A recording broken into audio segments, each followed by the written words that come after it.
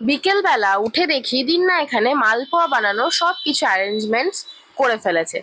আর দিন্নাই ভাজছিল মালপোয়াগুলো, শেষের কটা মালপোয়া আমি ভেজে দিলাম। আর এখানে দিন্না পায়েসও বানিয়েছে, যেহেতু কালকে দোল সেই জন্য দিন্না এইগুলো বানাচ্ছে। এদিকে আমরা সবাই মিলে রেডি হয়ে বেরিয়ে পড়েছি ছোট দিন্নার বাড়ি যাব বলে।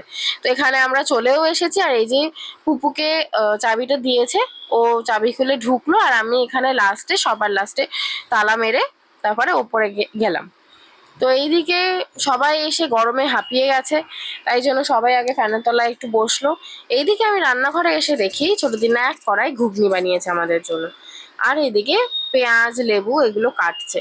তারপরে ছোট দিন আমাকে বললো চল একটুখানি মিষ্টির দোকানে যাব, কারণ মিষ্টি সকালবেলা আনা হয়নি।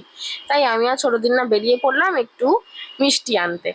এখানে প্রচুর রকমের ভ্যারাইটি ছিল মিষ্টির, আর এই মিষ্টিটাই ছোট দিনা নিয়েছিল, এটা খুবই ভালো খেতে ছিল। যাই হোক আমরা ফিরে এসেছি বাড়ি, আর এই যে এদিকে ছোট দিনা সবাইকে সার্ভ করে দিয়েছে ঘুগনি। এদিকে পুপু সবার ঘুগনির ওপর একটুখানি করে লেবু চিপে দিচ্ছে। আর এই যে এই মিষ্টিটার কথাই বলছিলাম, এইটাই ছোট দিনা নিয়েছিল, এত ভালো খেতে ছিল। যাই হোক এবার আমাদের যেতে হবে।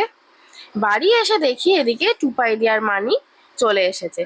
ওদের আসার কোনো রকমই কোনো কথা ছিল না, বাট আমরা সবাই যেহেতু বহরমপুর এসেছি দোলের জন্য, সেই জন্য টুপাইদি আর মানিও একদিনের ছুটি পেয়ে ওরাও চলে এসেছে।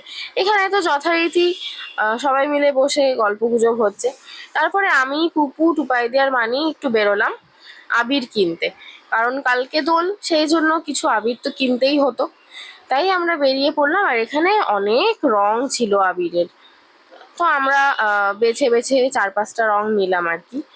তো এখানে আবির কেনা হয়ে গেল, আর আবির কিনতে গিয়ে আমরা এখানে একটুখানি দোল খেলে নিলাম আর কি, প্রি হোলি সেলিব্রেশন যাকে বলে।